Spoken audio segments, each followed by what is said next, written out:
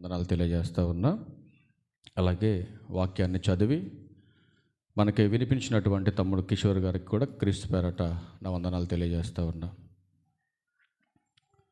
అందరూ తరల వంచినట్లయితే ప్రార్థన చేసుకొని దేవుని వాక్యాన్ని నేర్చుకుందాం. పరలోకమందున్న మా తండ్రి, మీ ఉన్నతమైన శ్రేష్టమైన నామానికి మీ ప్రియకుమారుడైన క్రీస్తు ప్రభువారి ద్వారా కృతజ్ఞతాస్తుతులు చెల్లిస్తూ ఉన్నాము. నాయన, మా తండ్రివైన దేవ, ఎన్నో విలువైనటువంటి సంగతులు నీ పిల్లలకు తెలియపరచడానికి సిద్ధపడుతుండగా సమయోచితమైనటువంటి జ్ఞానాన్ని నాకు అనుగ్రహించండి. వింటున్నటువంటి నీ పిల్లలు కేవలము వినేవారుగా ఉండి మోసపోక, వింటున్నటువంటి మాటలో ఉన్న సత్యాన్ని గ్రహించడానికి ప్రతి ఒక్కరికి కూడా మంచి మనస్సును దయచేయండి. ఆరాధన ముగిసే వరకును కూడా ఎలాంటి అల్లరను ఆటంకమును లేకుండా మీరే మా అందరికీ తోడుగా ఉండి ఆదరించి నడిపించమని త్వరలో మా కొరకు రానయ్యున్న మా ప్రభువును మీ ప్రియకుమారుడైన క్రీస్తు యేసు వారి పరిశుద్ధమైన నామములో ఈ ప్రార్థన మనవలన్నీ కూడా అడిగి వేడుకొనుచున్నాము తండ్రి, ఆమేన్. ప్రభునందు చేరవచ్చినటువంటి ప్రియులైన దేవుని పిల్లలందరికీ మరొకసారి క్రీస్తు వారి పేరట నా వందనాలు తెలియజేస్తూ ఉన్నా. ప్రియులారా, ఈ సందర్భంలో ఒక ప్రత్యేకమైనటువంటి విషయాన్ని ఈరోజు మనం నేర్చుకుందాం. గత కొన్ని సంవత్సరాలుగా క్రీస్తు పేరట ఈనాడున్నటువంటి క్రైస్తవ్యం క్రీస్తు పుట్టినరోజు సందర్భంగా సంబరాలు చేస్తూ సంతోషపడుతూ దేవునికి ఏదో మహిమ తెస్తున్నట్టుగా ఈ సమాజంలో ఎవరు ఊహించినటువంటి రీతిలో ఆ సంఘం కంటే ఈ సంఘం, ఈ ఊరు కంటే మరొక ఊరు పోటీ పడుతూ గత సంవత్సరం కంటే ఈ సంవత్సరం కొంచెం బాగా మనం ఈ సంబరాలు చేయాలన్న సంబరాల సందడిలో ఈరోజు క్రైస్తవ్యం మునిగిపోయింది. దేవుడు నిర్ణయించినటువంటి కాలాలతో పాటు క్రైస్తవులు కూడా ఒక కాలాన్ని తెచ్చుకున్నటువంటి భావన మనకు కనపడతా ఉంది నేటి సంఘాలలో. ఈ యొక్క 30 దినాల కాలం క్రిస్మస్ కాలం. ఈ 30 దినాల కాలం నేడున్న క్రైస్తవులకు క్రిస్మస్ కాలం. ఈ క్రిస్మస్ కాలంలో క్రైస్తవులుగా పిలువబడుతున్నటువంటి వారందరూ క్రీస్తు పుట్టుకను కొనియాడబడుతున్నటువంటి కాలం.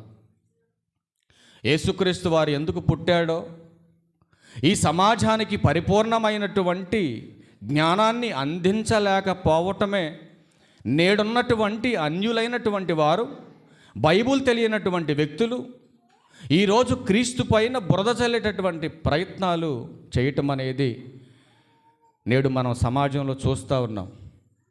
ఎందుకంటే యేసుక్రీస్తు వారి పుట్టుక ఒక కల్పితమని, యేసుక్రీస్తు అనేవాడే లేడని, మరియా కన్యక కాదని, కన్య గర్భాన క్రీస్తు వారు పుట్టలేదని, ఆమెకు అక్రమ సంబంధం ఏర్పాటు చేసుకొని ఆ అక్రమ సంబంధం వలన యేసుక్రీస్తు అనే వ్యక్తి పుట్టాడని, ఆ పుట్టినటువంటి వ్యక్తి సామాన్యుడని, ఆ సామాన్యమైనటువంటి వ్యక్తికి చరిత్ర లేదని, 2000 సంవత్సరాల క్రితమే పుట్టినటువంటి ఒక అసాధారణమైనటువంటి వ్యక్తిని ఈ సమాజం క్రీస్తు వారిని చిన్న చూపు చూడటానికి గల ప్రత్యేకమైనటువంటి కారణం ఏంటంటే, నేడు క్రీస్తు పుట్టుక ద్వారా ఈ సమాజానికి క్రీస్తు యొక్క ఔన్నత్యాన్ని, పరిపూర్ణమైనటువంటి జ్ఞానాన్ని ఈ సమాజానికి చెప్పలేకపోవటమే చాలామంది. అందుకే కొన్ని సంగతులు దేవుని గ్రంథాలోంచి మనం పరిశీలన చేసి చూద్దాం. అసలు దేవుడు క్రీస్తు వారిని ఈ లోకానికి పంపించడానికి ముందు ఆయన యొక్క మొదటి స్థితి ఎలా ఉందో మనం చూడాలి. రెండవది, ఆయన శరీరధారిగా ఈ భూమి మీదకి వచ్చినప్పుడు ఆయన ఎలా బ్రతికాడో మనం చూడాలి. ఒక ఉన్నతమైనటువంటి స్థితిని ఎందుకు విడిచిపెట్టాడో, విడిచిపెట్టినటువంటి క్రీస్తు ప్రభువారు ఎందుకు ఇంత కడు పేదరికంలో పుట్టాడో, పుట్టినటువంటి ఆయన నీవలే నావలే సమయాన్ని ఎందుకు వ్యర్థపరచుకోలేదో, ఎందుకు ఈ దేహం కోసం, లోకం కోసం ఆయన ఆలోచన కలిగలేడో, అసలు ఆయన ఆలోచన ఏంటో, ఆయన ఉద్దేశం ఏంటో నేడున్నటువంటి క్రైస్తవులమైనటువంటి మనం లేఖన ఆధారంగానే తీసుకోవాలి. ఎవడో ఏదో పిట్టకథలు రాశాడు కదని చెప్పేసి రాసిన దాన్ని బట్టి మోసపోవడానికి వీల్లేదు. ఎవడో న్యూస్ మీడియా వాడు పేపర్లో స్టేట్మెంట్ చేశాడు కదని చెప్పేసి అది నమ్మేసి ఇది వాస్తవమని అనుకోవడానికి లేదు. ఈరోజు ఏదైనా నిర్ధారణ జరగాలంటే నీ చేతుల్లో ఉన్న 66 పుస్తకాలకు ఆధారంగానే నువ్వు నిర్ధారణ చేయాలి. నీకు నచ్చినట్టుగా బోధించుకుంటూ, నీకు నచ్చినట్టుగా క్రీస్తు పేరట నీకు నచ్చినట్టుగా చేసుకుంటూ వెళ్ళిపోవటానికి కాదు యేసుక్రీస్తు వారు పుట్టింది. ఆయన పుట్టుకకు ఒక కారణం ఉంది, కారణ జన్ముడు ఆయన. కానీ బైబిల్ ఏం చెబుతుందో, నేడున్నటువంటి ఈ సంబరాలలో, ఈ సందడిలో మునిగిపోయినటువంటి వారికి అసలు వాక్యంతో పని లేదండి. వాళ్ళకి ఇట్లాంటి బాధ చేస్తుంటే చాలా కాలం క్రితం ప్రారంభ దినాలలో ఒక ప్రాంతానికి నన్ను ఆహ్వానించి వెళ్ళినప్పుడు క్రిస్మస్ సంబరాల్లో క్రీస్తుకు చోటు లేదు. ఈరోజు కూడా అదే మాట్లాడాను. ఎవరికి నచ్చినా నచ్చకపోయినా, నన్ను పిలవకపోయినా ఏం పర్లేదు నాకు. ఆదివారం ఒక్కరోజు నేను పనిచేస్తే చాలు, నీతిగా సత్యాన్ని ఉన్నట్టుకు ఒక్కరోజు చెప్తే చాలు నా బతుక్కి. రోజు చెప్పనక్కర్లా. వాడికి నొప్పి కలిగింది. మేము చేసుకోవడం తప్ప అన్నాడు. నువ్వు చేసుకోవడం తప్ప అని నేను అట్లా. క్రీస్తు పేరట నువ్వేం చేయమని బైబిల్ చెబుతుందో అది చెయ్యి. క్రీస్తు పేరట ఏది చెయ్యాలో వాక్యానుసారంగా ఆధారంగా మాట్లాడు. వాక్యం చెప్పంది ఈ సమాజానికి ఇష్టమైంది, నీకు నచ్చింది చేయటానికి కాదు యేసుక్రీస్తు వారు పుట్టింది నువ్వు చేసే సంబరాలు. అందుకే బైబిల్ ఏమని హెచ్చరిస్తూ ఉంది, అసలు యేసుక్రీస్తు వారు పుట్టినప్పుడే అసలు ఆయన ఎందుకు పుట్టాడో, పుట్టినటువంటి వ్యక్తి యొక్క వ్యక్తిత్వం ఏంటో, ఆయన యొక్క ఉద్దేశం ఏంటో ఆనాడున్నటువంటి సమాజానికి అర్థం కానప్పుడు ఈనాడు పొరబడుతున్నారంటే పెద్ద ఆశ్చర్యం కాదండి. అసలు యేసుక్రీస్తు ప్రభు వారు శిష్యులతో మాట్లాడుతున్నాడు. ఏమని అడుగుతున్నాడో, పేతురు ఈ సమాజం ఏమనుకుంటుందయ్యా నా గురించి? మనం కూడా అప్పుడప్పుడు అనుకుంటూ ఉంటాం, ఏమనుకుంటున్నారు నా గురించి? యేసుక్రీస్తు వారు అంత గొప్పతనం నీకుంటే నీ గురించి గొప్ప చెబుతారు. నీ బ్యాక్గ్రౌండ్ అంతా బ్యాడ్గా ఉందనుకోండి, నీ అవసరం ఉన్న మనిషి ఏం చేస్తాడు? నీ ముఖస్తుతి చేస్తాడు. నీ ముందు ఏం చేస్తాడు? సంతోషంగా మాట్లాడతాడు. నువ్వు వెళ్ళిపోగానే నీ గురించి బ్యాడ్గా చాటింపు చేస్తాడు. అదే నీ బ్యాక్గ్రౌండ్ కూడా బాగుందనుకోండి, నీ ముందన్నప్పుడు మంచి మాట్లాడతాడు, నువ్వు వెళ్ళిపోయిన తర్వాత కూడా మంచిగా మాట్లాడతాడు. కానీ యేసుక్రీస్తు ప్రభు వారు శిష్యులను అడుగుతున్నాడు, పేతురు నా గురించి ఏమనుకుంటుంది సమాజం? ఉదయం లేచిన దగ్గర నుంచి రాత్రి పడుకునేంత వరకు ఎన్నో స్వస్థతలు, ఎన్నో అద్భుతాలు, ఎన్నో ప్రాంతాలు పరిచర్య, ఇంత చేస్తున్నటువంటి నా గురించి ఈ సమాజం ఏమనుకుంటుంది పేతురు? శిష్యులను అడుగుతున్నప్పుడు శిష్యులకు కూడా అర్థం కాని పరిస్థితి కనపడద్దు అలా మాటల్లో. శిష్యులు మాట్లాడుతున్నారు, ప్రభువా నీ గురించి ఇదిగో ఈ ప్రాంతం వాళ్ళు ఎలా మాట్లాడుతున్నారు, అదిగో ఆ ప్రాంతంలో ఉన్న వాళ్ళు అలా మాట్లాడుతున్నారు. వాళ్ళు ఎవరో ఏదో అనుకుంటున్నారు అనేది పక్కన పెట్టండి. అసలు మీరేమనుకుంటున్నారు నా గురించి? మీ యొక్క స్టేట్మెంట్ నాకు ఇంపార్టెంట్. ఎందుకంటే భవిష్యత్తులో నా తర్వాత ఈ సమాజానికి స్తంభాలుగా, సత్యానికి ఆధారంగా నిలబడేది మీరు. అసలు మీకేనే సరిగ్గా అర్థం కాకపోతే అసలు లోకంలో ఉన్నోడికి ఏం చెప్తారు మీరు వెళ్ళి? కాబట్టి భవిష్యత్తు మీరు. అసలు మీరేమనుకుంటున్నారు నా గురించి? అప్పుడు అంటున్నారు, ఏమంటున్నారు? ఒకసారి మత్తయి సువార్త, చాలా బాగుంటాయండి ఈ మాటలు, చాలా బాగుంటాయి. మత్తయి సువార్త 16వ అధ్యాయం, అందరూ బైబిల్ తీసి చూడండి. మత్తయి సువార్త 16వ అధ్యాయం వచనం 13 నుంచి వద్దాం. యేసు పిలుపుదైన కైసరియా ప్రాంతములకు వచ్చి, మనుష్య కుమారుడెవడని జనులు చెప్పుకొనుచున్నారని తన శిష్యులను అడిగాడు. అంటే అప్పటికే డిస్కషన్ జరుగుతుంది యేసుక్రీస్తు వారిని గురించి. ఈనాడు ఎవరో మాట్లాడుతున్నారని మనం బాధపడటానికి లేదండి. యేసుక్రీస్తు వారు పుట్టడానికి ముందే ఆయన కుమారుడైన క్రీస్తుకు విరోధులుగా ఈ ఏలికలు, అంటే ఈ యొక్క భూమి మీద రాజ్య పరిపాలన చేస్తున్నటువంటి అధికారులు ఎవరైతే ఉన్నారో, 2వ కీర్తన దగ్గరికి వెళ్ళడం మళ్ళీ వద్దాం. ఇక్కడికి నేను చదివించాను మీకు, అందుకే మీరు అర్థం చేసుకుంటారో లేదో కానీ ఈ మాటలన్నీ. 2వ కీర్తన చూడండి, 3వ వచనం తల్లి, 3వ వచనం.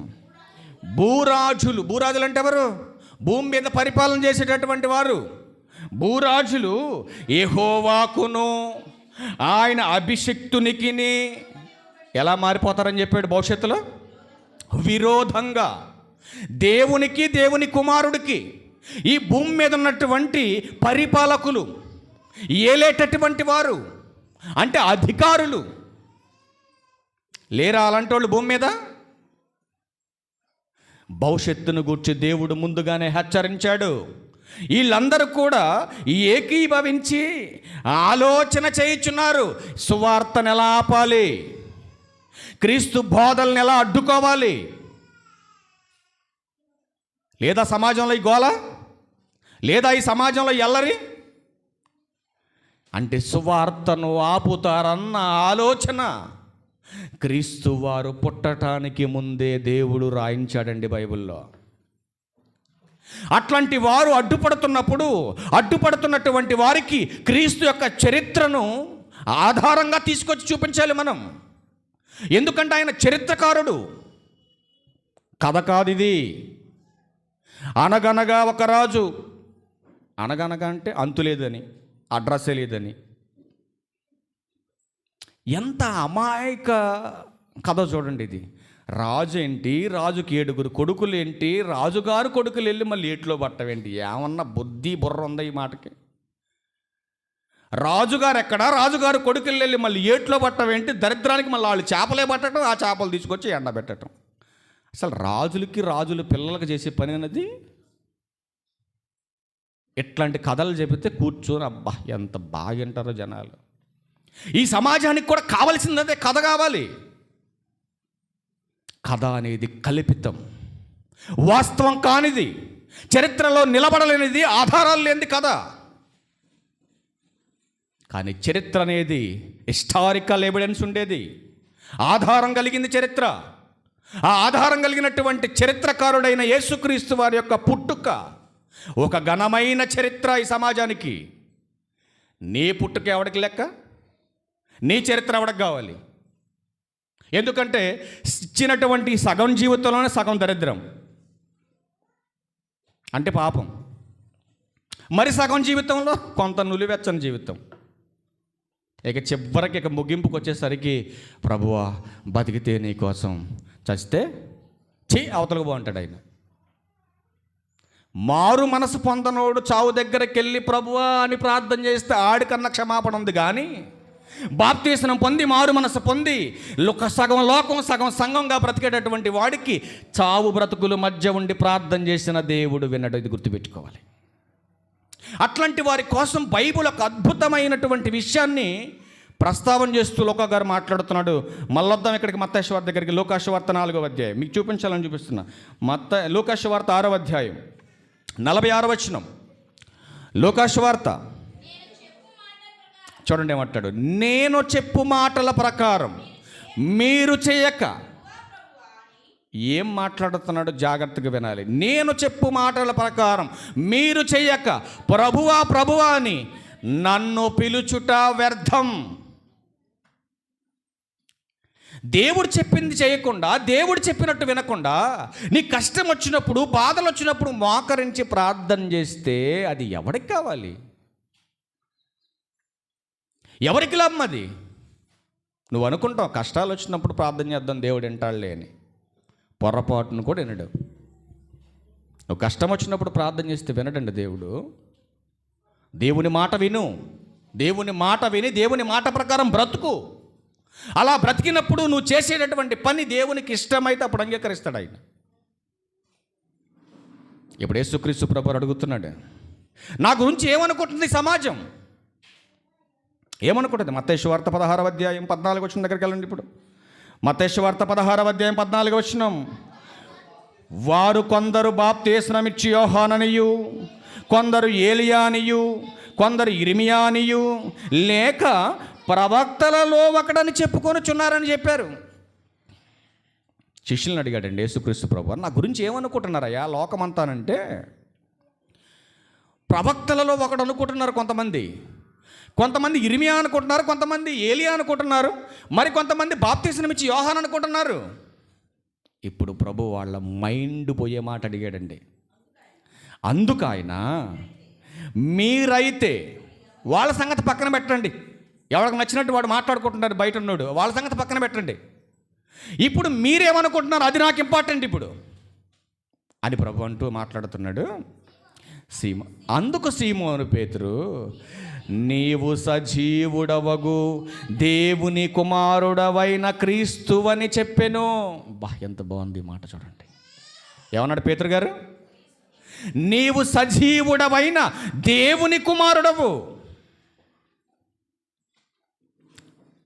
అది జాగ్రత్తగా మన మనసులో పెట్టుకోవాలి. ఈ మాట మనం ముందుకెళ్ళే ముందు ఈ మాటను మనం జాగ్రత్తగా మన మైండ్లో పెట్టుకోవాలి. పేతురు గారు మాట్లాడుతున్నటువంటి మాట, ప్రభువా, నువ్వు సామాన్యమైనటువంటి మానవుడు కాదు, సజీవుడైన దేవుని కుమారుడవు. ఇది గుర్తుపెట్టుకోండి మీరు. సజీవుడైన దేవుని కుమారుడవు నువ్వు. సజీవుడైన దేవుని కుమారుడైన యేసుక్రీస్తు ప్రభువారు మానవ రూపం ఎత్తి ఈ భూమి మీదకి వచ్చాడు. అవునా? దేవుని కుమారుడైన యేసుక్రీస్తు ప్రభువారు, ఆయన మొదటి స్థితి పరలోకం, రెండవ స్థితి భూమి మీద శరీరధారి. ఇక్కడ చదివించినటువంటి విషయంలో రెండు కనపడ్డాయి మనకి. ఒకటి మనుష్య కుమారుడు, రెండవది దేవుని కుమారుడు. దేవుని కుమారుడుగా ఉన్నటువంటి ఆయన పరలోకంలో ఉన్నాడు, మనుష్య కుమారుడుగా ఈ భూమి మీదకి వచ్చాడు. భూమి మీదకి వచ్చిన యేసుక్రీస్తు ప్రభువారు ఆత్మరూపిగా వచ్చాడా, శరీర రూపిగా వచ్చాడా? శరీర రూపిగానే వచ్చాడు. ఈ శరీర రూపంతో వచ్చినటువంటి యేసుక్రీస్తు వారి యొక్క పుట్టుకను ఒకసారి చూద్దాం. ఆయన ఎంత గొప్పగా పుట్టాడో ఒకసారి మనం చూద్దాం. ఒకసారి నీ పుట్టుకకు నా పుట్టుకు కూడా మనం ఒకసారి ఆపాదించుకుందాం ఈ మాట. లూకాసు వార్త 2వ అధ్యాయం 7వ వచనం. త్వరగా తీసే ప్రయత్నం చేద్దాం. లూకాసు వార్త 2వ అధ్యాయము 7వ వచనం. జాగ్రత్త చదువుతాం. తన తొలిచూలు కుమారుని కని పొత్తిగుడ్డలతో చుట్టి సత్రములో వారికి స్థలము లేనందున ఆయనను పశువుల తొట్టిలో పరుండబెట్టెను. ఎవరు కన్నారు? ఎవరిని తీసుకెళ్ళి తొట్టిలో పడుకోబెట్టింది? మరియమ్మ గారు. ఏమ్మ కన్నదెవరు? మరియమ్మ. పడుకోబెట్టింది ఎవరిని? యేసుక్రీస్తు ప్రభువారిని. ఆయన పుట్టుక ఒక ఆశ్చర్యం అండి. ప్రవచనంలో యేసుక్రీస్తు వారి పుట్టుకను గురించి ఒక ఆశ్చర్యకరమైనటువంటి మాట ఉంటుంది. ఎందుకంటే ఆయన ఆశ్చర్యకరుడు. ఆశ్చర్యకరుడైన యేసుక్రీస్తు వారి పుట్టుక చూడండి. అసలు ఎవరు పుట్టుకని జరిగింది? ఎలాగా జరిగిందండి? ఒకసారి నీ పుట్టుక గురించి ఆలోచించు. నీ పుట్టుక ఎక్కడ జరిగింది? ఎప్పుడన్నా పశువుల తొట్టు దాకా వద్దులేండి, ఎప్పుడో మీ తాత ముత్తాతల నుంచి ఉన్నటువంటి ఉయ్యాల తొట్టులో పడుకోబెట్టి నీ బిడ్డను తీసుకెళ్ళి పడుకోబెడతావా? మొన్న ఒక ఆవిడ ఉయ్యాల్లో వేయడానికి గొడవ ఆడుతుంది. ఏంటమ్మంటే వాళ్ళకి ఒక ఆచారం ఉందట. ముత్తాతల నుంచి ముత్తాత కొడుకు అందులోనే, ఆడి కొడుకు అందులోనే చివరికి వచ్చేలా కూతురు పుట్టింది వాళ్ళకి. ఇప్పుడు ఈ కూతురు అందులో పడుకోబెట్టడానికి ఒప్పుకోవట్ల తల్లి, అంటే కోళ్ళ కదా, ఒప్పుకోవట్ల. వాళ్ళు ఏమంటారు, ఇది మా ఆచారం అండి, ఖచ్చితంగా దీంట్లో పడుకోబెట్టాల్సిందే. నా కూతురు ఏంటి ఇందులో పడుకోవటం ఏంటి? నీ కూతురును పడుకోబెట్టడానికే మళ్ళీ ఒక కొత్త ఉయ్యాల తొట్టు కావాలని నువ్వు కోరుకుంటున్నావు. కానీ దేవుని కుమారుడైన యేసుక్రీస్తు ప్రభువారు ఎక్కడ పడుకోబెట్టబడ్డాడు? పశువుల తొట్టిలో పడుకోబెట్టబడ్డాడు. పరలోకంలో ఉన్నటువంటి యేసుక్రీస్తు వారు పుట్టగానే ఎక్కడ పడుకున్నాడండి? ఎక్కడ పడుకున్నాడు? పశువుల తొట్టులో. నీ బిడ్డగా అక్కడ ఆపరేషన్ థియేటర్లో పుట్టగానే బర్రం తీసుకెళ్ళి ఆ తొట్టు ఉంటుంది కదా, ఏం తొట్టు అది? డస్ట్బిన్ బర్రం తీసుకెళ్ళి డస్ట్బిన్లో పడుకోబెట్టింది అనుకోండి, డాక్టర్ గారు తీసుకెళ్ళి. తల్లి ఊరుకుంటుందా? అంత నొప్పులతో కూడా లేచి గోప మీద కొట్టద్దు. కొట్టద్దా? కానీ ఈ భూమి మీదకి వచ్చినటువంటి యేసుక్రీస్తు వారి పుట్టుక ప్రారంభంలోనే పశువుల తొట్టిగా మారిపోయిందండి ఆయనకి. అలా పుట్టినటువంటి యేసుక్రీస్తు వారి యొక్క చరిత్రను ఒకసారి మనం ఆలోచన చేయాలి. చరిత్రను ఒకసారి మనం చూడాలి. ఎందుకు ఆయన ఆ లోకం నుంచి ఈ లోకానికి వచ్చి తన ఇంటిలో పుట్టలేదు, హాస్పిటల్లో పుట్టలేదు, ఒక ఉన్నతమైన సదుపాయాలు కలిగినటువంటి ప్రాంతంలో స్థలంలో ఆయన పుట్టలేదు. కానీ ఆయన పరుండబెట్టినటువంటి స్థలం మాత్రం పశువుల తొట్టిలో ఆయన పరుండ చేసిన దాంట్లో రాయబడి ఉంది. కానీ ఎందుకు ఆయన పశువుల తొట్టిలో పడుకోబెట్టబడ్డాడు? ఎందుకు ఆయన అంత తగ్గించుకున్నాడు? ఆయన పుట్టాలనుకుంటే ఒక ఉన్నతమైనటువంటి స్థితిలో పుట్టగలడు ఆయన. కానీ ఎందుకు అలా జరిగింది ఆయన పుట్టుక అనేది మనం ఆలోచన చేయాలి. ఒక్కసారి కొరింథీయులకు రాసిన 2వ పత్రిక 8వ అధ్యాయము 9వ వచనం చూడండి. ఎలా పుట్టాడు ఆయన? పౌలు గారు మాట్లాడుతున్నారు అక్కడ. మీరు అనగా సంగమా, మీరు కాక మీరు అన్న కాడ నానబెట్టింది చదువు ఒకసారి. చదువు నాన్న. నేను చదువుతాను. మీరు మన ప్రభువైన యేసుక్రీస్తు కృపను ఎరుగుదురు కదా. ఒకసారి జాగ్రత్తగా ఆగుదాం. అక్కడ ఉరిగితే మీకేమర్థమైద్దిడా? మీరు మన ప్రభువైన యేసుక్రీస్తు కృపను ఎరుగుదురు కదా అని చెప్పి ముందుకెళ్తున్నాడు చూడండి. ఆయన ధనవంతుడై ఉండియు, ఒక్క నిమిషం కాదు, ఆయన ధనవంతుడై ఉండియు పశువుల తొట్టులో పడుకున్నాడు. ఏంటండి ఇప్పుడు మోడీ గారు వచ్చి మన రోడ్డు ఉడుతున్నాను అనుకోండి, ఎట్లా ఉంటుంది? బాగుంటుందా? ఊడ్చి సాయంత్రం కలిసిపోయి ఆ పెద్దపల్లి అన్న వాళ్ళ ఇంటికాడ ఎవరు ఉంటలేదని ఆ సందులో పడుకున్నాను అనుకోండి, వాళ్ళ ఇంటి ముందు, ఏమన్నా బాగుంటుందా? ఒకసారి చెప్పండి. ఒక ప్రధాన ఉండి, ఒక ఉన్నతమైన స్థానంలో ఉండి, అంతమంది సెక్యూరిటీ ఉన్నటువంటి ఆయన, అంత ప్రాపర్టీ ఉన్నటువంటి ఆయన, ఎవరో లేనటువంటి చోట దిక్కు లేనోళ్ళలాగా పడుకోవటం ఏంటండి? ఒకసారి ఆలోచించండి. ఏమైనా పద్ధతిగా ఉందా? కానీ పడుకున్నాడంటే ఏదో జరగబోతుందని మనం ఆలోచించాలి. అంత ఉన్నతమైనటువంటి స్థితిని ఎక్కడో ఢిల్లీలో ఉన్నటువంటి ఆయన మారుమూల వీర్రగపురం వచ్చి ఏమీ లేనటువంటి సదుపాయాలు లేని చోట దుమ్ములో పడుకున్నంటే అసలు పేపర్ మీడియా వాళ్ళు మొత్తం ఏడే ఉంటారండి ఊరిలో. పట్టిద్దా మన ఊరు? వాళ్ళు వేసుకొచ్చే వ్యాన్లకే మన ఊరు చాలదండి, జనం సంగతి పక్కన పెట్టండి. అన్ని వ్యాన్లు ఎక్కడ పెట్టి ఈ మారుమూల ఈ పాడుపడ్డ ఇంట్లో ఇక్కడ ఎందుకు పడుకున్నాడు మోడీ గారు అని అసలు ట్రోల్ మీద ట్రోల్ చేస్తూ ఉంటారు. అసలు మామూలుగా ఉండదు. ఇంకా అప్పుడు ఆయన అంటాడు కదా, ఎవరూ పట్టించుకోనటువంటి పాడైపోతున్న అనగారిపోతున్న ఈ గ్రామాన్ని వీర్రాఘపురం గ్రామాన్ని ఒక ఉన్నతమైన స్థితిలో చూపించాలని నేను అక్కడికి వచ్చి పడుకున్నా అన్నాడు అనుకోండి. మీకు ఎట్లుంటుంది? అమ్మ మోడీ గారు ఎంత మంచి పని చేసిన ఆయన. ఇప్పుడు ఇసురుతూ ఉంటాడో, తోలోడు దోలుతూ ఉంటాడో, తీసుకొచ్చి పెట్టోడు పెడతా ఉంటాడు. అస్సలు కింద పెడతారు కాలు, ఆయన కాలు కింద పెట్టనిస్తారేగా? ఇక పెట్టరండి. మీకోసమే ఇదంతా చేశానని ఒక్క మాట మీ గురించి చెబితే అసలు మట్టి మీద కొన్ని నిలబండిరు. మీరు నిలబండిస్తారా?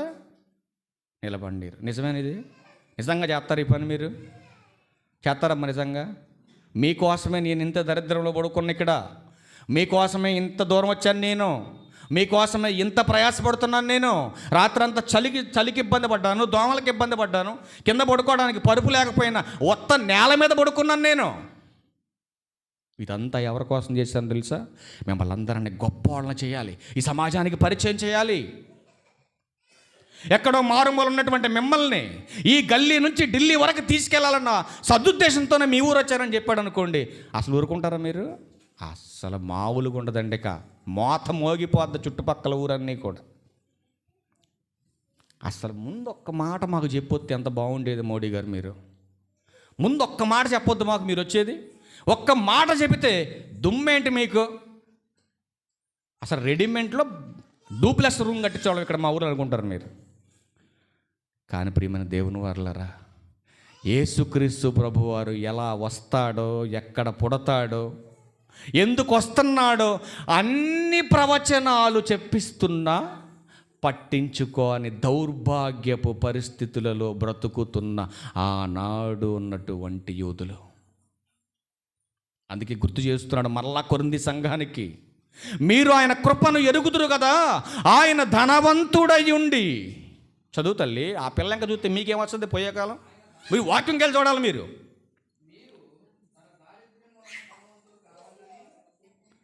ఏం చెప్తున్నాడు వాక్యం చూడండి.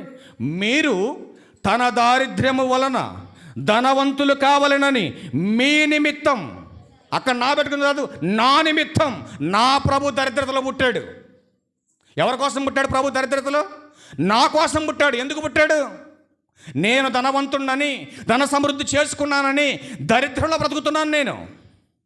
కానీ నా ప్రభువు మాత్రం ధనవంతుడై ఉండి నా కోసం, నీ కోసం, ఈ సర్వ మానవాళి కోసం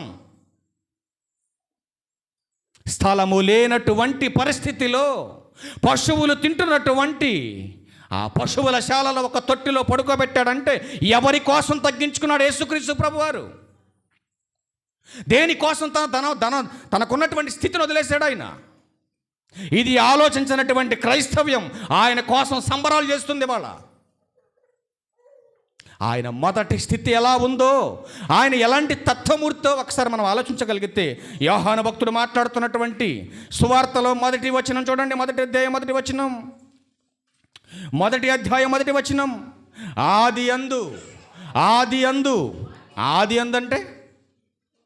ఆది అందంటే సృష్టి ప్రారంభం.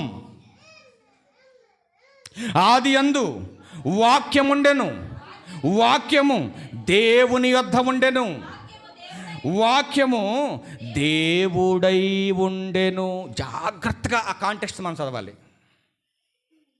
ఆది యందు వాక్యం ఉండెను, ఆ వాక్యము దేవుని యొద్ద ఉండెను.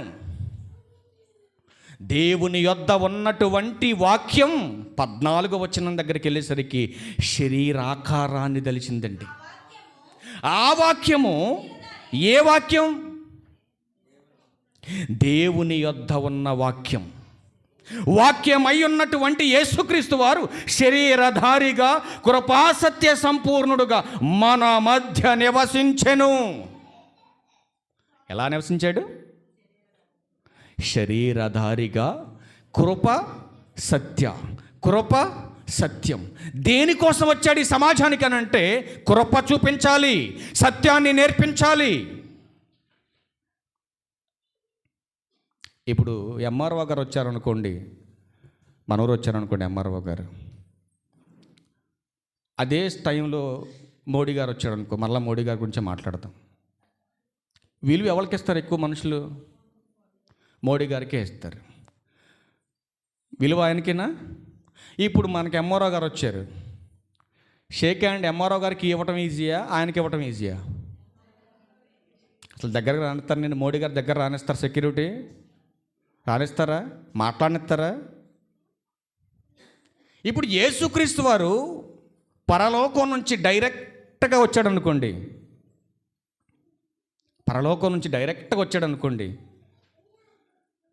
మనం పట్టుకోగలమా? చూడగలం? ఆయన్ని చూడగలమండి ఎవరైనా? యేసుక్రీస్తు వారి ఆకారం ఏంటి? ఆత్మ. వచ్చే వారం దాని గురించి చూద్దాం. యేసుక్రీస్తు వారు ఆత్మ అయిన యేసుక్రీస్తు వారు భూమి మీదకు రావాలంటే ఆ ఆత్మకి ఏం కావాలండి? శరీరం కావాలి.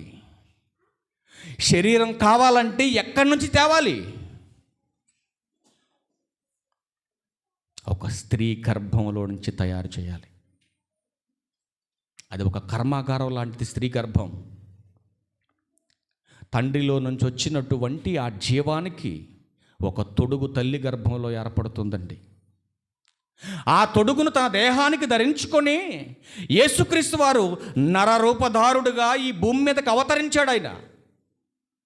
అలా వచ్చినటువంటి యేసుక్రీస్తు వారి యొక్క ఆకారం అంటే మనుష్య కుమారుడుగా ఈ భూమి మీదకి వచ్చిన మనుషులందరి ఆకారం, తండ్రిలో నుంచి తల్లిలోకి వస్తున్నటువంటి ఈ జీవం కలిగినటువంటి ఆకారం ఎలా ఉందో ఒకసారి బైబిల్ తీసి చూడండి. యోబు గ్రంథం 25వ అధ్యాయం. నీ ఆకారమైన, నా ఆకారమైన, చివరికి యేసుక్రీస్తు వారి ఆకారం కూడా తల్లి గర్భంలో ప్రవేశించినప్పుడు ఎలా ఉందో ఒక్కసారి మీరు చూడగలిగితే ప్రేమైన దేవుని వారలారా, 6వ వచనం. మరి నిశ్చయముగా పురుగు వంటి మనుషుడిని ఎవరితో పోల్చాడు దేవుడు? పురుగు. నీ మొదటి స్థితి, నీ మొదటి ఆకారం పురుగు లాంటిదే. తండ్రిలో నుంచి తల్లి గర్భంలోకి ప్రవేశించేటటువంటి ఆ జీవి ఎలా ఉంటుందంటే పురుగు లాంటి ఆకారం. ఆ పురుగు లాంటి ఆకారం కలిగినటువంటి మనిషిగా పురుగు వంటి నరుడు ఆయన దృష్టికి పవిత్రుడు కానేరడు కదా అంటున్నాడు యోబు గారు. ఆలోచించండి ప్రియమైన దేవుని వర్లారా. తన స్నేహితునితో మాట్లాడుతున్నటువంటి సందర్భం ఇది. యోబు గారు మనిషిని దేంతో పోల్చాడు ఇక్కడ? పురుగు వంటి.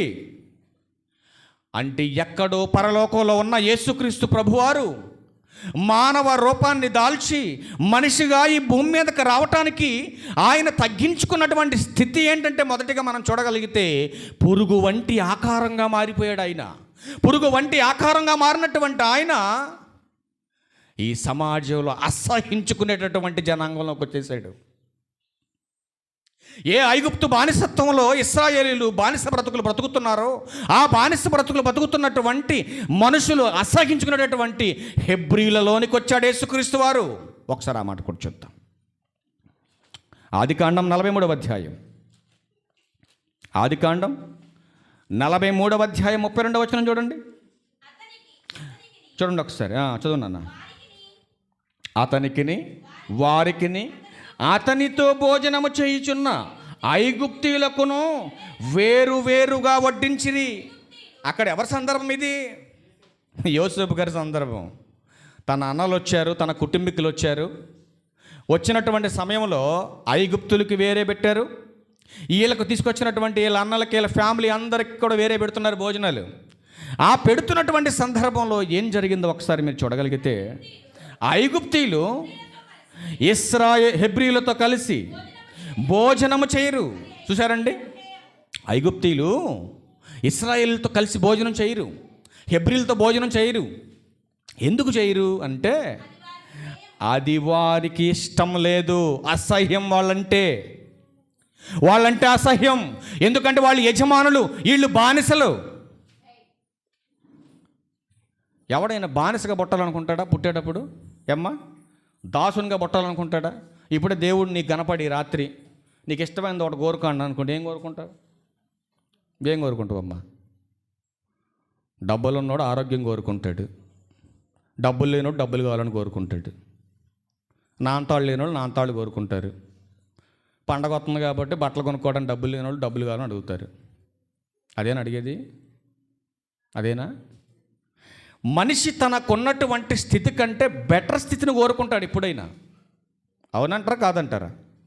మనిషి తనకున్న స్థితి కంటే ఎవరైనా వరాలు ఇస్తాను అని మీకు అభయం ఇస్తే మనిషి కోరుకునేది ఏంటంటే తనకున్నటువంటి స్థితి కంటే బెటర్ స్థితి కావాలి నాకు. అదేనా కోరుకునేది? అదేనా? మరి ఇదేంటి? యేసుక్రీస్తు వారు ఉన్నతమైనటువంటి స్థితిని వదిలేసుకొని తనను తానే ఒక్కొక్క స్టెప్పు ఎవ్వరూ ఇష్టపడినటువంటి దిగజారిన బ్రతుకును కోరుకుంటున్నాడు ఆయన.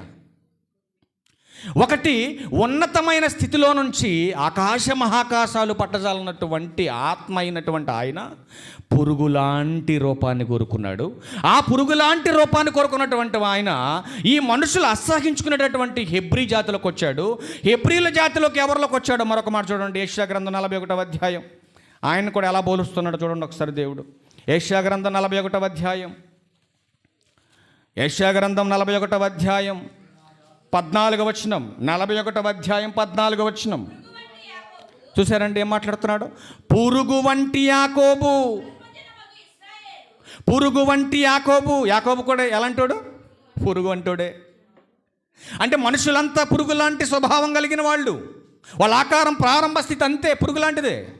పురుగు వంటి యాకోబు, స్వల్ప జనమగు ఇశ్రాయేలు, భయపడకుడి, నేను నీకు సహాయము చేయుచున్నాను అని దేవుడు మాట్లాడుతున్న మాట ఇది.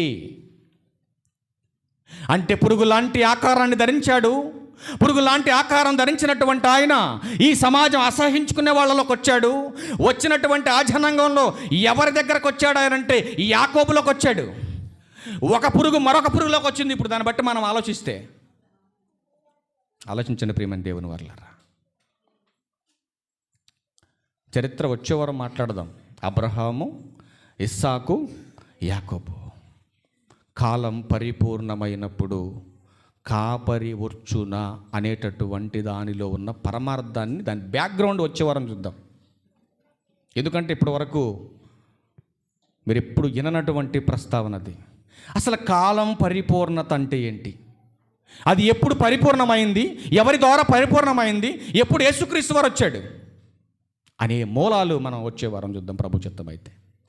ఇక్కడ అంటున్నాడు, మనుషులు అసహించుకునేటటువంటి హెబ్రీలలోకి వచ్చాడు, ఆ హెబ్రీలలో నుంచి యాకోబులోకి వచ్చాడు. ఈ యాకోబులోకి వచ్చినటువంటి ఆయన ఎక్కడ పుట్టాడో తెలియాలి మనకి. చుట్టూ అన్ని మహాపట్టణాలు ఉండగా ఆ మహాపట్టణాల్లో పుట్టకుండా యేసుక్రీస్తు వారు మనలాంటి మారుమూలన ఉన్నటువంటి ఒక చిన్న గ్రామాన్ని ఎందుకు ఎంచుకున్నాడు ఆ మహానుభావుడు, అది చూడాలి మనం. ఒకసారి అది కూడా చూద్దాం. మేకా గ్రంథం 5వ అధ్యాయం, మేకా గ్రంథం 5వ అధ్యాయం,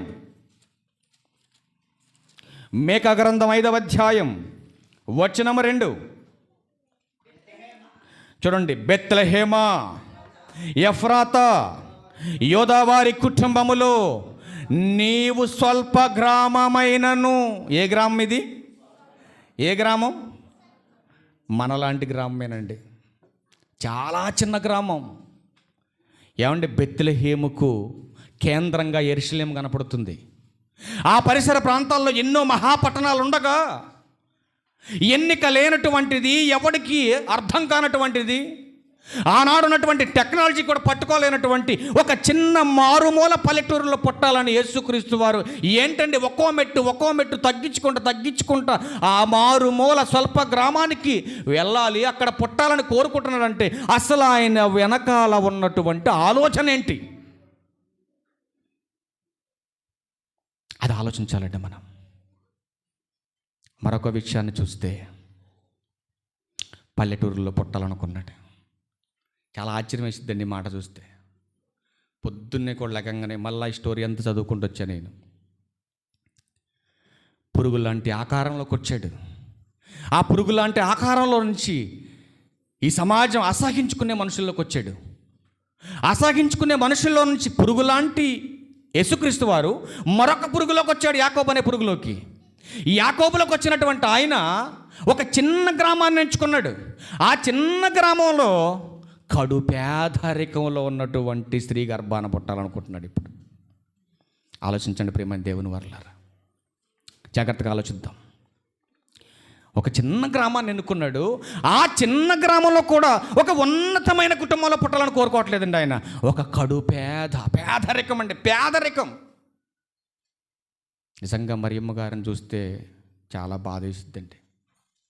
అని స్టోరీ ఆమెను చూడలేము. ఇప్పుడు పెట్టుకున్నవన్నీ కూడా ఆ మరియమ్మ గారు కాదండి, మోసపోయింది క్రైస్తవ్యం. ఒక దేవత ఫోటో అది. ఆ సమయంలో నాకు సందర్భం దొరకలేదండి మాట్లాడటానికి, దొరకలేదు కాబట్టి దాన్ని వదిలేసాను నేను. ఆల్రెడీ నా దగ్గర పూర్తి సమాచారం ఉంది దాని గురించి. వాళ్ళు ఈరోజు పెట్టుకున్నటువంటివన్నీ కూడా యేసుక్రీస్తు వారు ఫోటో కాదు, అది యేసు తల్లి అయినటువంటి మరియ ఫోటో అంతకన్నా కాదు. దాని వెనకాల ఒక చరిత్ర ఉంది. ఆ రూపం ఎవరిదో దాని సమయం వచ్చినప్పుడు దాన్ని బయటకు తీసుకురావాలని ఆలోచపడుతున్నాను నేను. ప్రభు చిత్తమైతే ఇంకోసారి ఆ విగ్రహాల వెనకాల ఉన్నటువంటి బ్యాక్గ్రౌండ్ ఏంటో మీకు చూపించాలనుకోండి. ఆల్రెడీ ఎవిడెన్స్ ఫోటోలన్నీ కూడా నా దగ్గర ఉన్నాయి. ఆ ఫోటోలు మరియ తల్లి ఫోటో కాదు, ఆమె ఎత్తుకున్నటువంటి బొమ్మ యేసుక్రీస్తు వారు అంతకన్నా కాదు. ఒక ఫోటో చూపించమంటారు, సందర్భం వచ్చింది కాబట్టి ఒక ఫోటో చూపిస్తాం మీకు. చూడండి జాగ్రత్తగా, ఒక నిమిషం లేట్ అయినా ఒక ఫోటో చూపిస్తా. కొంచెం జాగ్రత్తగా మీరు చూసి గుర్తుపట్టాలి మీరు ఎవరో.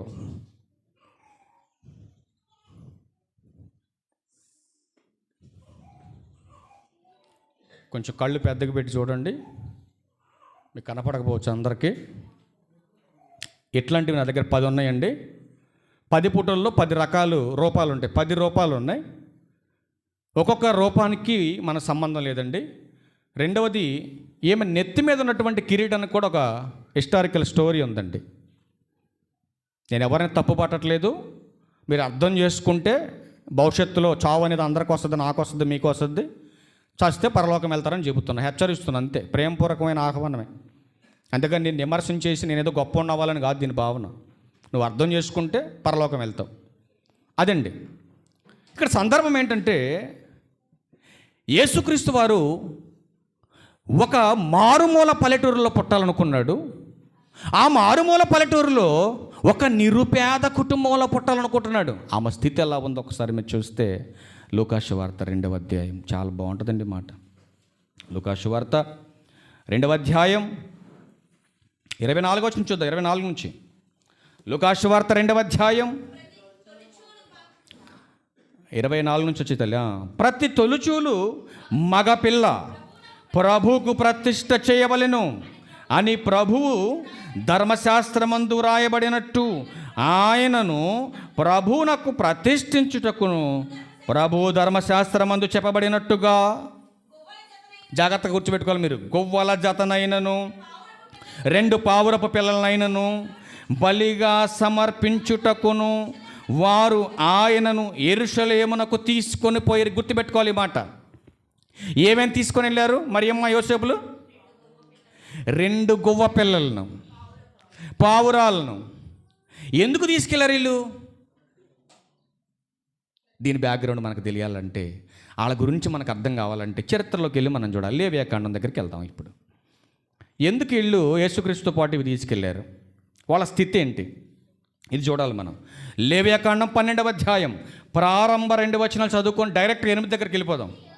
మరియు యెహోవా మోషేకు ఎలాగూ సెలవిచ్చెను, నీవు ఇశ్రాయేలీలతో ఇట్లనము, ఒక స్త్రీ గర్భవతి అయి మగపిల్లను కనిన ఎడల ఆమె 7 దినములు పురిటాలై ఉండవలెను.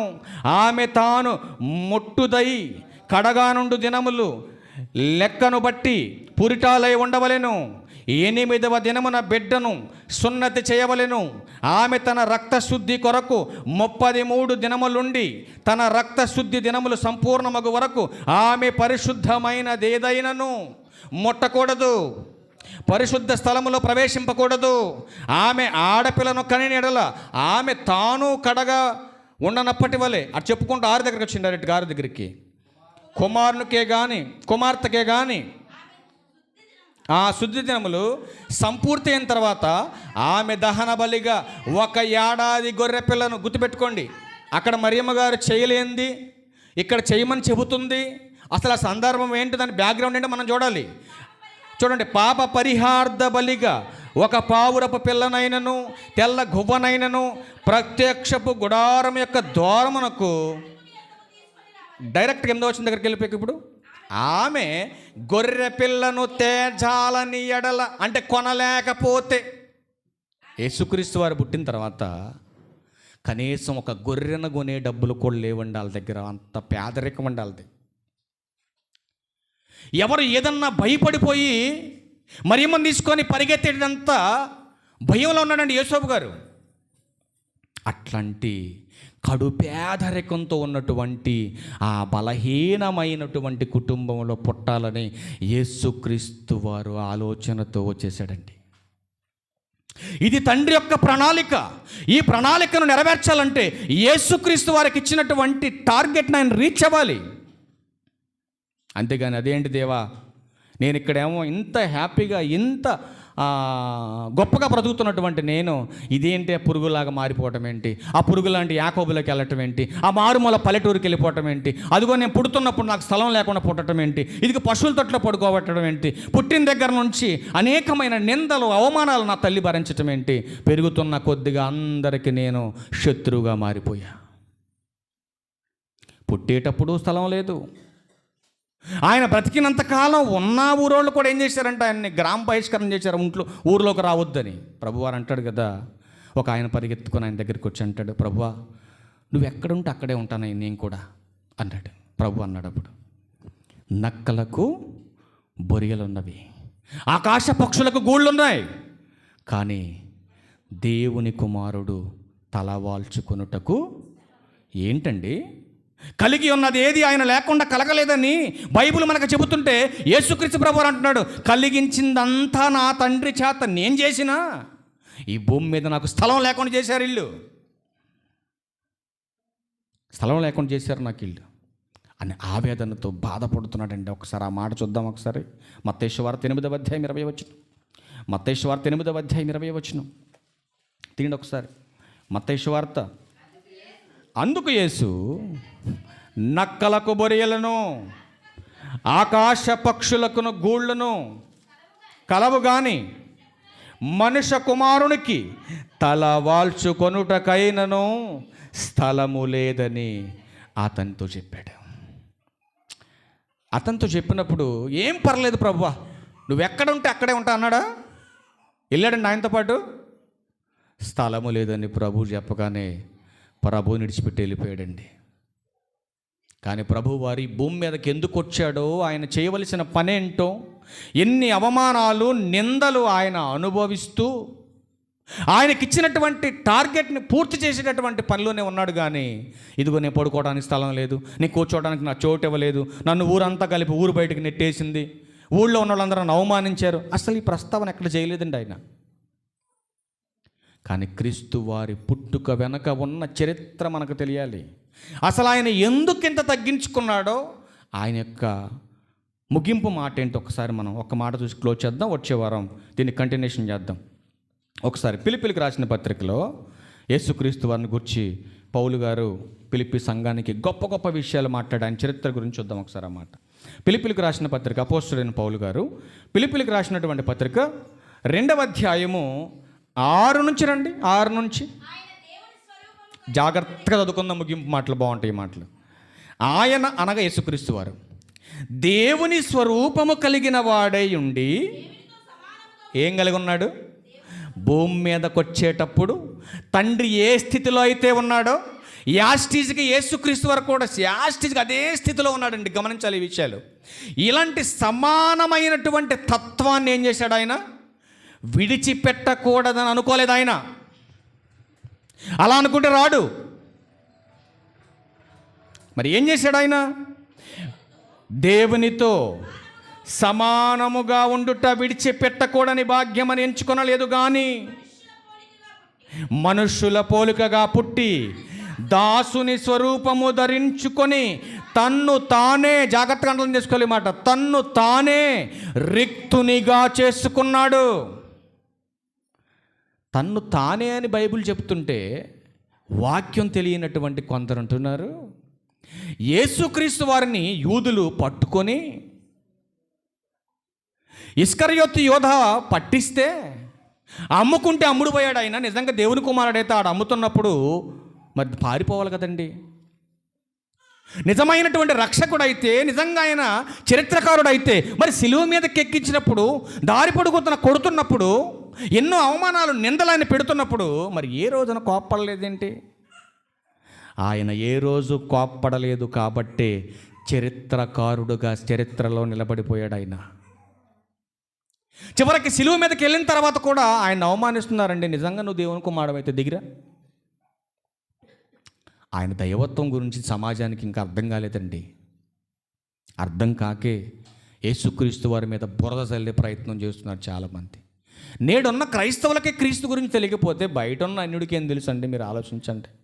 అందుకే రోమిలకు రాసిన పత్రిక 2వ అధ్యాయంలో అంటున్నాడు కదా. మళ్ళీ వద్దాం ఇక్కడికి ఒకసారి ఆ మాట చూడండి, ఎంత బాగుంటుంది ఆ మాట.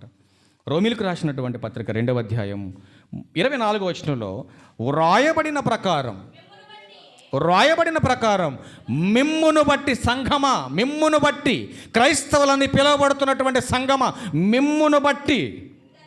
మిమ్మును బట్టియే కదా నా నామము అన్యజనుల మధ్య దూషణ జరుగుతుంది. నిజంగా మనం క్రీస్తును క్రీస్తులాగా పరిచయం చేస్తే, ఆయన పుట్టుకను పుట్టుకలాగా పరిచయం చేస్తే, ఆయన ఉన్నతమైనటువంటి స్థితిని మనం వాళ్ళకి పరిచయం చేస్తే, మన ప్రభువు గురించి అవమానంగా మాట్లాడగలదండి లోకం. మీరు ఆలోచించండి ఒకసారి. దేవునితో విడిచిపెట్టకూడని భాగ్యమని ఎంచుకొనలేదు, కానీ దాసుని స్వరూపం దాల్చాడు. దాసుని స్వరూపం. దాసుడంటే పనివాడు, ఒక బానిస. అట్లాంటి స్థితిని దేనికి తీసుకున్నాడు ఆయన? తనను తానే రిక్తునిగా చేసుకున్నాడు. తన దేహాన్ని ఈ లోకం కోసం, దేవుని సంకల్పం కోసం, తన ప్రాణాన్ని పెట్టడం కోసం తనకు తానే రిక్తునిగా చేసుకున్నాడు అని అంటే ఎంత గొప్ప మనసు, ఎంత గొప్ప త్యాగం, ఎంత చరిత్ర ఆయనకుందో మనం ఆలోచించాలి ప్రియమైన దేవుని వారలారా. కానీ యేసుక్రీస్తు వారు శిలువలో 3 మేకులు బీకోలేదని మూర్ఖులు మాట్లాడుతున్నారు బయట. 3 మేకులు కాదు అయ్యా, ఆయన ఏదైనా చేయగలడు. ఆయన వచ్చే వారం మాట్లాడదాం మరి ఆయన గొప్పతనం ఏంటో. మనుష్య కుమారుడుగా వచ్చాడని మాత్రమే నువ్వు నిందలేసి మాట్లాడుతున్నావు. దేవుని కుమారుడుగా దైవత్వపు లక్షణాలు కలిగినటువంటి వాడుగా దేవునిలో ఉన్నటువంటి మరొక కోణం ఉంది యేసుక్రీస్తులో. ఆ కోణాన్ని చూపిస్తే నువ్వు తట్టుకోలేవు. మరి అది వచ్చేవారు మాట్లాడదాం మనం. కన్య మరియ మీద అనేకమైనటువంటి నిందలేస్తున్నటువంటి చాలామంది అజ్ఞానులు ఉన్నారండి బయట. కన్య కనగలదా అంటే కన్య కనగలదని చూపించగలం బైబిల్లో. ఎన్నో జీవులు, ఎన్నో పక్షులు, ఎన్నో జంతువులు, ఎన్నో నేలను పాకుతున్నటువంటి పురుగులు స్త్రీ లేకుండానే పురుష జీవులు కంటున్నప్పుడు ఏ కన్య కనలేదా? ప్రారంభ మానవుడైనటువంటి ఆదాము ఏ తల్లి గర్భంలోంచి బయటకు వచ్చాడు? ఆలోచించు మరి. ఏ తల్లి గర్భం లేకుండా చేశాడు దేవుడు? అవ్వ ఏ గర్భంలోంచి బయటకు వచ్చింది? ఏ తల్లి గర్భంలో ఎదిగింది? ఆదాములోంచి తీలా బయటికి. బైబిల్ జోలికి, క్రీస్తు జోలికి అజ్ఞానంగా మాట్లాడుతూ నిందలేస్తూ క్రైస్తవ మీద బురద జల్లేటటువంటి ప్రయత్నాలు నేడున్నటువంటి అన్య సమాజం చేస్తుందంటే దానికి కారణం క్రైస్తవులైనటువంటి మీరే. అందుకే అంటున్నాడు, రాయబడినటువంటి దాని ప్రకారం బట్టి చూస్తే అన్య జనుల మధ్య నా నామానికి దోషం జరగడానికి కారణం మీరు కాదా అంటున్నాడు పౌలు గారు. అందుకే ఫిలిప్పీయులకు రాసిన పత్రికలో 2వ అధ్యాయం 7వ వచనం కిందకెళ్ళి అంటున్నాడు, మనుషుల పోలికగా పుట్టి దాసుని స్వరూపము ధరించుకొని తన్ను తానే రిక్తునిగా చేసుకున్నానని ప్రభువారు మాట్లాడుతున్నటువంటి మాటను పౌలు గారు సంఘానికి చెబుతుంటే ఆయన ఏమీ చేయలేనటువంటి అసమర్థుడని సమాజం మాట్లాడుతుంది. తనకు తానే తగ్గించుకున్నాడు. 8వ వచనం అంటున్నాడు చూడండి, మరియు ఆయన ఆకారమందు మనుషుడిగా కనపడి. ఆకారం మనిషిదయ్యా, కనపడుతుందా ఇది మీకు? ఆకారం రక్త మాంసాలు కలిగిన వాడిగా కనపడుతున్నాడు మీకు. మరణం పొందునంతగా, అనగా సిలువ మరణం పొందునంతగా విధేయత చూపిన వాడై తన్ను తాను తగ్గించుకున్నాడు. తన్ను తాను తగ్గించుకున్నాడు. అది ఆయనకున్నటువంటి చరిత్ర. ఈరోజు మీరేం తగ్గించుకుంటున్నారు సమాజంలో? ఆలోచించండి ఒకసారి. మీరేం నేర్చుకుంటున్నారు, ఏం తగ్గించుకుంటున్నారు సమాజంలో? మనుషుల్ని రెచ్చగొట్టి క్రీస్తు మీద బురద చల్లి ఆయన పరిచర్యను అడ్డుకునేటటువంటి ప్రయత్నంలో మతోన్మాదులుగా మారిపోతున్నారండి సమాజంలో. వీళ్ళంతా ఇలా మారిపోవటానికి ప్రధానమైనటువంటి మూలం సాతాను. వాడు మాయలోకి వెళ్ళిపోతున్నారు. క్రీస్తు సువార్తను అడ్డగించాలని, క్రీస్తు పని పాడు చేయాలని అనేకమైనటువంటి ఆలోచనలు నేడున్నటువంటి క్రైస్తవ్యానికి పులిమేడవాడు. అందుకే సున్నం కొట్టిన సమాధులను పోలినటువంటి ఈ భక్తిహీనత అనేటటువంటి ముసుగును ధరించి ఈరోజు నేడున్న సమాజంలో 2 బోధలు విస్తారంగా జరుగుతున్నాయి సమాజంలో. ఈ 2 బోధలు కూడా క్రీస్తు పేరట జరుగుతున్నాయండి. మీరు గమనించలేకపోతే, ఒకవేళ పొరపడితే, ఒకవేళ మోసపోతే నష్టపోయేది మీరే. ఒకటి దేహం కోసం జరుగుతుంది, రెండవది ఆత్మ కోసం జరుగుతుంది. దేహం కోసం బోధ ఉందండి, ఆత్మ కోసం బోధ ఉంది. ఈ దేహం కోసం జరిగే బోధ, ఆత్మ కోసం జరిగే బోధ, ఈ 2 కూడా క్రీస్తు పేరట జరుగుతున్నాయి. గమనించండి, ఆలోచించండి, వాక్యానుసారంగా ఉందో లేదో మిమ్మల్ని మీరు చెక్ చేసుకోండి. లేదంటే ఆత్మ నరకానికి వెళ్ళిపోతుంది. యేసుక్రీస్తు వారు పరలోకంలో ఉన్నతమైనటువంటి స్థానాన్ని విడిచి పురుగు వంటి ఆకారంగా మారాడు. పురుగు వంటి ఆకారంగా మారినటువంటి ఆయన అసహించుకునే జాతిలోకి వచ్చాడు. అసహించుకునే జాతిలో నుంచి ఒక పల్లెటూరుకు వచ్చాడు. ఆ పల్లెటూరులో ఒక నిరుపేద తల్లికి పుట్టాడు. అలా పుట్టినటువంటి ఆయన దాసుని స్వరూపాన్ని ధరించాడు. ఏంటి అసలు ఆయనలో ఎక్కడ కూడా బెస్ట్ క్వాలిటీ మనకు కనపట్టలేదు. ఇప్పటి వరకు మీకు చూపించినటువంటి విషయాల్లో ఎక్కడ కూడా బెస్ట్ క్వాలిటీ మనకు కనపడింది ఎక్కడైనా? ఇప్పుడు యేసుక్రీస్తు వారు చెప్పినటువంటి ఆ స్టోరీ అంతా పక్కన పెట్టుకొని ఒకసారి పోల్చుకొని చూడు ఆయనకి నీకు. ఇప్పుడు ఆయన చరిత్ర అంతా చూసుకుంటూ వస్తే ఆయన గొప్ప, నువ్వు గొప్ప. ఏడ కనపడింది మన గొప్ప ఆయనలో? ఏడ కనపడిందండి? నీకులాగా హాస్పిటల్లో పుట్టాడా? పుట్టలేదు కదా. నీకులాగా ఏమన్నా మంచి సిటీలో ఉన్నాడు ఆయన? ఏమన్నా లేదు కదా. చూడండి ఎంత తగ్గించుకున్నాడు ఆయన. ఎందుకు తగ్గించుకున్నాడు? అంతా తగ్గించుకోవడానికి గల కారణం ఏంటి? అసలు ఎందుకు ఇంత దీన స్థితిని ఆయన ఎంచుకున్నాడు? ఈ దీనస్థితి వెనకాల ఉన్నటువంటి హిస్టారికల్ స్టోరీ ఏంటి? రేపు వచ్చే వారం మనం దాని గురించి చూద్దాం. ఆయన ఉన్నత స్థితిని చూపిస్తాం మీకు వచ్చే వారం. చాలా మంచిది. ఆయన చరిత్ర లేనివాడు కాదు, కేవలం 2000 సంవత్సరాల క్రితమే కేవలం పుట్టినవాడు కాదు. ఆయన జగత్ పునాది వేయబడక మునుపే. ఒకసారి ఆ మాట చూడండి, అది కూడా రేపటి పాఠానికి పరిచయ భాగం ఒకసారి చూపిస్తా. యోహాను సువార్త 17వ అధ్యాయం.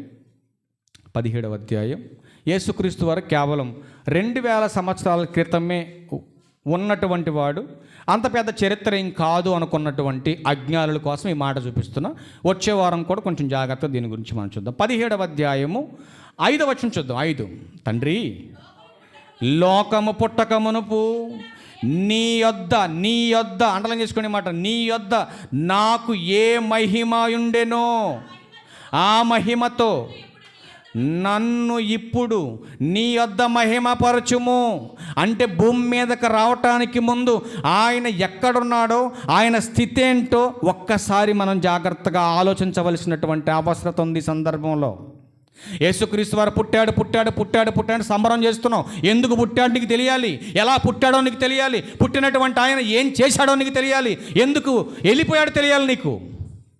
అదంతా తెలియకుండా క్రిస్మస్ వచ్చిందో, సంబరం తెచ్చిందో, ఎందుకు నీ పోయే కాలం దగ్గరికి వచ్చి పాటలు కాబట్టి ఈ పాటలు పొద్దున మారేమాటలు చూపించానండి.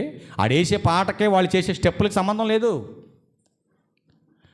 అసలు ఎంత ఘోరమైనటువంటి యూట్యూబ్ ఓపెన్ చేస్తే ఇప్పుడు ఎంత దరిద్రంగా ఉంది ఇప్పుడు యూట్యూబ్లో.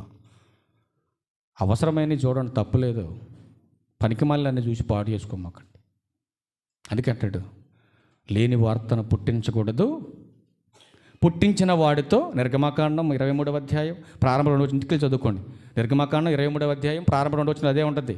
ఒకవేళ ఎవడైనా లేని వార్తను పుట్టించి దేవుడు చెప్పని విషయాల్లో ఏకీభవించి ఇట్లాంటి క్రీస్తు పుట్టినరోజు సందర్భంగా ఎవడైనా ఇట్లాంటి పిచ్చి పనులు చేస్తూ ఉంటే అటువంటి వాడితో నువ్వు ఏకీభవిస్తే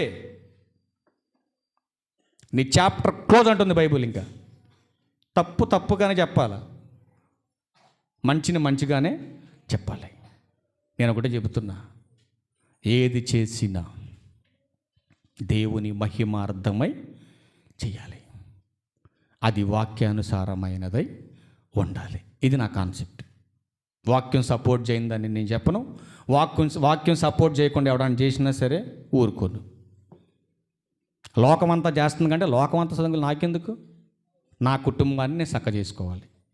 నా కుటుంబం కట్టుకున్న తర్వాత, నా కుటుంబం పర్ఫెక్ట్గా 100% ఓకే అనుకున్న తర్వాత నెక్స్ట్ కుటుంబం జోలికి వెళ్తాను నేను. నా కుటుంబమే తినగలిగినప్పుడు నేను బయటికి వెళ్ళి ఇక లోకంలో నేనే సరి చేయను. అర్థమైంది నా మాట మీకు? నేను చేసే సంఘమే సరి లేకపోతే బయటికి వెళ్ళి ఇంక నేనేం చేయను. అది నేను చెప్పింది. నా కుటుంబం అంటే నా భార్య, నా పిల్లలని కాదు నేను చెప్పింది. నా కుటుంబం అంటే దేవుని కుటుంబం, సంఘం. ఈ సంఘం సక్రమంగా ఆత్మీయంగా కట్టబడితే, ఇదొక్కటి పరిపూర్ణమైన జ్ఞానంతో నింపగలిగితే ఇది చాలు. ఇంకా ఈ బతుక్కి, నా జీవితానికి. లోకమంతా చేసి లోకమంతా సరి చేయాలంటే నా వల్ల కాదు. వాళ్ళందరినీ సరి చేయడానికి వాళ్ళ ప్రాంతాల్లో వాళ్ళు ఉంటారు, వాళ్ళు సరి చేస్తారు. వాళ్ళు సరైనడు సరి అవుతాడు, సరిగానడు పోతాడు. మనం చేసేది ఏముంది? కానీ నేను చెప్పేది ఒక్కటే, క్రీస్తు వారి యొక్క పుట్టుక ఒక చరిత్ర ఉంది. ఆ చరిత్రలో 2వ భాగంగా వచ్చే వారం ఆయన గొప్పతనాన్ని గురించి చూద్దాం. ఆయన పేదరికాన్ని గురించి చూసాం ఈరోజు. నెక్స్ట్ వచ్చే 2వ భాగంలో ఆయన గొప్పతనం గురించి, దైవత్వపు లక్షణాల గురించి మనం చూద్దాం. ఇంతసేపు శ్రద్ధగా ఆసక్తి కలిగి విన్న మీ అందరికీ ప్రభు పేరట నా ప్రత్యేకమైన వందనాలు చెప్తున్నా. కిరణ్ కూతురు వచ్చింది ఇక్కడికి. ఆ కిరణ్ కూతురు రాలేదా? 2వ కూతురైనా తల్లి, దానికి కూడా వందనాలు చెప్తాను. ఎందుకంటే మొన్న వచ్చేటప్పటికి నేను కొంచెం లేట్ అయింది కదా తల్లి, మీరందరూ లేట్ అయిపోయారు కదా. మరి చిన్నపిల్ల అయినా చాలా గొప్ప మాట చెప్పింది, చాలా సంతోషపడ్డాను నేను ఆ విషయంలో. ఏంటన్నమాట అంటే, అయ్యగారు ఇంతసేపు వాక్యం చెప్పి లాస్ట్లో ఆసక్తిగా మీరందరూ నా కోసం ఎదురు చూసి ఇంతసేపు కూర్చున్న మీ అందరికీ నా వందనాలు అనలేదు అయ్యగారు అని చెప్పేసి అన్నదంట. సరే, ఇప్పుడు చెప్తున్నాను నేను మళ్ళీ మీకు అందరికీ. కొంచెం లేట్ అయినా ఓపికతో కూర్చున్నటువంటి దేవుని పిల్లలందరికీ ప్రభు పేరట నా ప్రత్యేకమైన వందనాలు తెలియజేస్తాను. చాలా మంచిది, చిన్న వయసు అయినా మంచి మాట తెలియజేసింది. యాక్చువల్గా ఇంత ఓపికతో